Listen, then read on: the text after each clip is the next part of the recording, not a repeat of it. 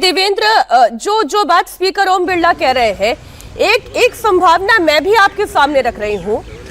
फर्ज कीजिए प्रधानमंत्री नरेंद्र मोदी वहां उस चेयर पर मौजूद होते, कांग्रेस की महिला सांसद उनका घेराव करती, इधर से सत्ता पक्ष के सांसद अगर रक्षा करने के लिए आगे बढ़ते तो कितना अमर्यादित, अशोभनीय ये तस्वीर हो सकती थी।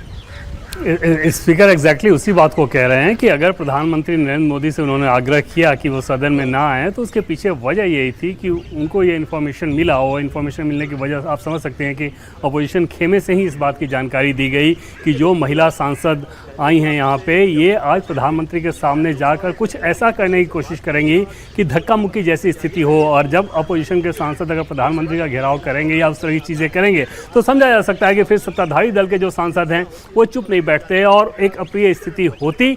शायद अपोजिशन इस अप्रिय स्थिति का फायदा उठाना चाहता था इस रूप में कि जिन सांसदों को आगे किया गया था वो महिला सांसद थी और उनमें भी खासतौर पे 3-4 दलित महिला सांसदों को आगे करके और जो उचित लगे वो करो, इस तरह का एक बैनर लेके वो आई हुई थी। क्योंकि प्रधानमंत्री नरेंद्र मोदी को स्पीकर ने ये आग्रह कर लिया, पहले ही उन्हें इस बात की जानकारी दे दी गई कि ऐसी स्थिति हो सकती है, तो बेहतर है कि उस इस तरह की स्थिति ना आए। और उसके चलते पीएम मोदी जो कि राष्ट्रपति के अभिभाषण पे धन्यवाद प्रस्ताव के दरमियान अपने चर्चा का जवाब देने आने वाले थे, वो हाउस से बाहर रहे। उसके बाद ये अंदेशा इस रूप में और ज़्यादा सटीक नज़र आता है कि उसके बाद जब पीएम नहीं आए तो इन महिला सांसदों की नज़र पड़ी निशिकांत दुबे की तरफ और वहाँ पर उन लोगों ने आगे बढ़ना शुरू किया।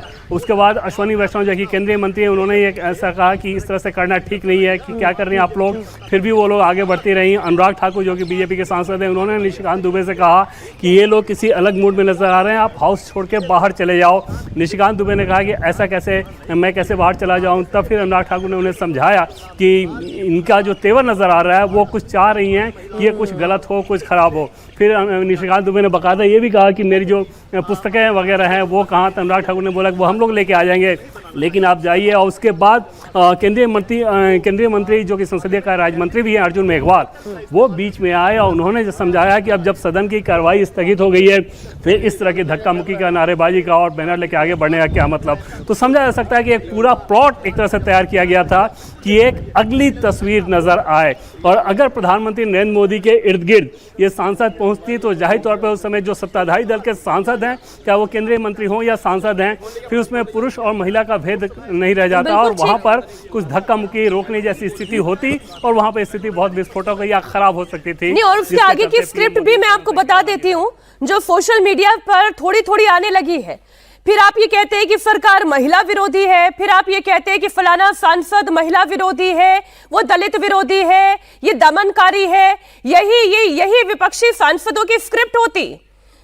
प्रियंका गांधी ने क्या कहा, मैं इस बीच एक बार दर्शकों को ये भी सुना देती हूँ। Standing in front of the Treasury bench, so what? And the Prime Minister, absolute lie. It is an absolute lie.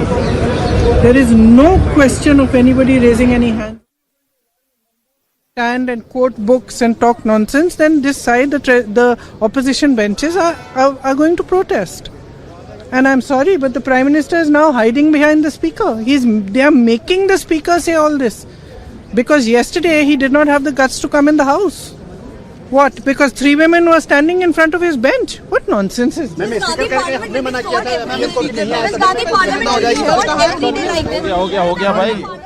Priyanka Gandhi तो ये कह रही है दिस इज एब्सोल्यूट नॉनसेंस। वो ये कह रही है कि ये बकवास है।